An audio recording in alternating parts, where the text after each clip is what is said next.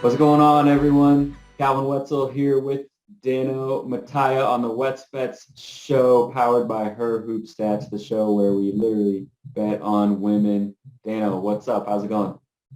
Had some solid plays, had some bad plays last night.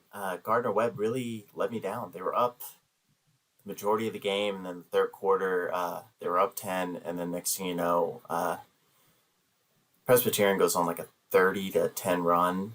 Gardner Webb only had 4 bench points the entire game. I talked them up yesterday about how they don't let up, and that's exactly what they did. So hopefully, good bounce back day. Got a lot of games, so very excited.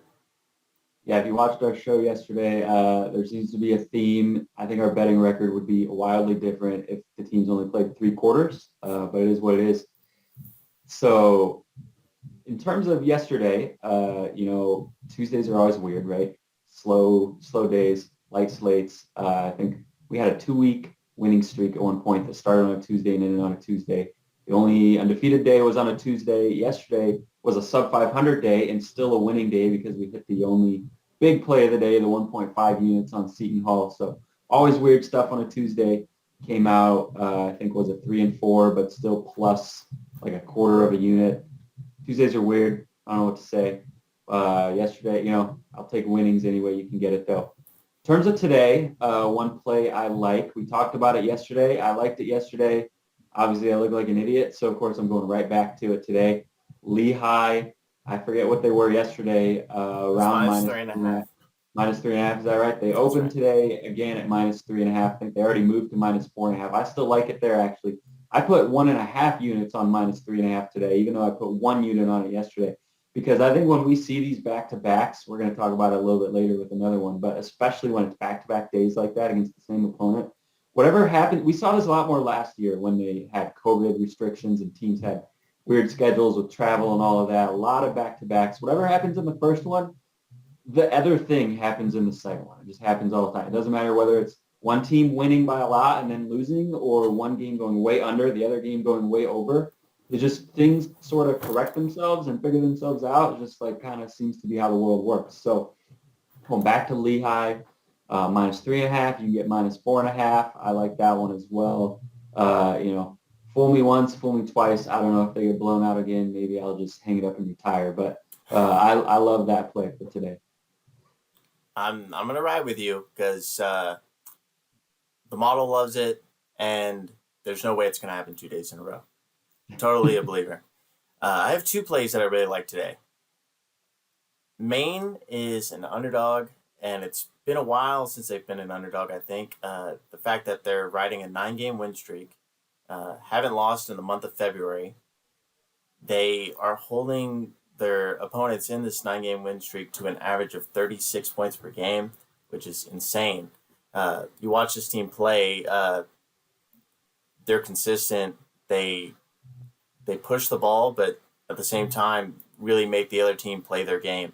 So I'm a really big fan of Maine right now.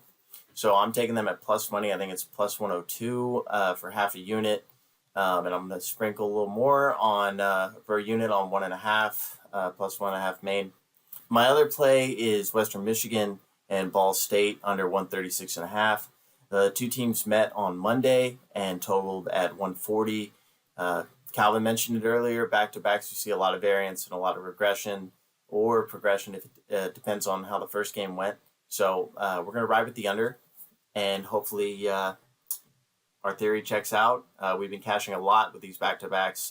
Calvin's been helping me a lot, pointing those out, and yeah, looking forward to it. Yeah, if you followed, I didn't know Dano. I don't think he was on the team yet last summer, but with our WNBA betting, I got to the point personally where I almost blindly bet back-to-back unders, and they were profitable.